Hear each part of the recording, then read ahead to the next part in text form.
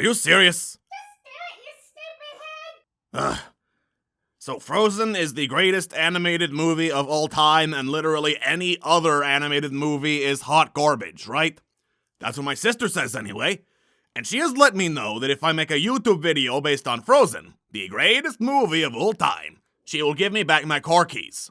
I tried to explain that I do video games, but that doesn't matter to someone who has my car keys, evidently. So here's how Elsa from Frozen made every snow level in video games. Hello, Internet, I am the man in the tinfoil hat. I am the only one who knows the truth.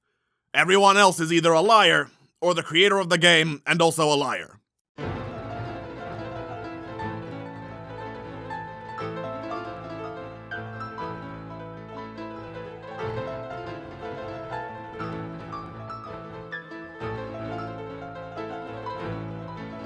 My sister is in love with Elsa, to the point where she believes Rosalina from Smash Brothers is Elsa and picks her every time and loses every time, and then complains because she has no idea how to play as Rosalina. However, as the deal was only to make a video, not to approve it by her, I can say whatever I want as long as it has to do with Elsa making snow levels. So let's start. Elsa is an evil motherfucker. The song "Do You Want to Build a Snowman" only infuriates her like the Incredible Hulk. But instead of turning green and punching out a dude, which she is not allowed to do because Disney, she instead made Snowman's Land in Mario 64. This is the only snowman she wants to build. A master of the wind who will blow Mario and his hat away, and is 10 feet tall. Not content to just have one level in a Nintendo game, she later looked at Pokemon and thought, hey, kids like this. How can I ruin it for everyone? And that was the birth of Route 217 in Diamond and Pearl.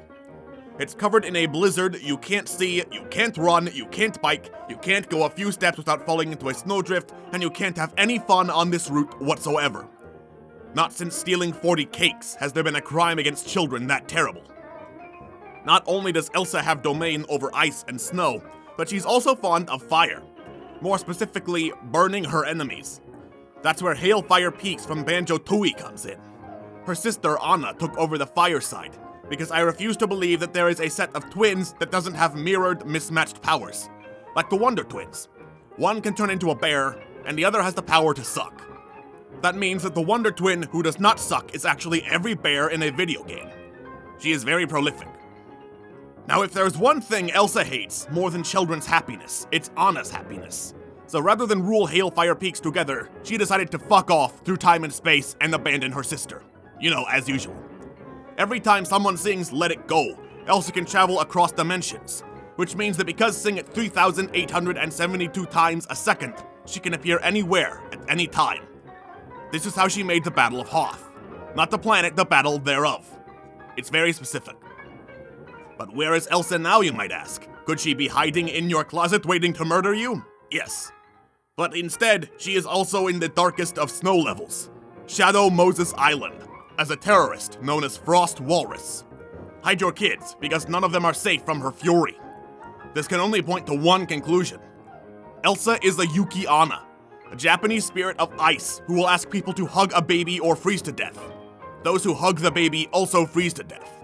Wendigos also hang out in icy regions, so since Disney is clearly whatever animation studio made Bendy and the Inky Mashinki, she hangs out with Alice Angel. And since Olaf's Frozen Adventure played for a half an hour before Coco, this must mean that Elsa is fighting in the Skeleton Wars, trying to destroy them all for the crime of daring to exist. And since I cannot bear to lose my fictional husband, sans Undertale, this means she must be destroyed for the good of the skeletons.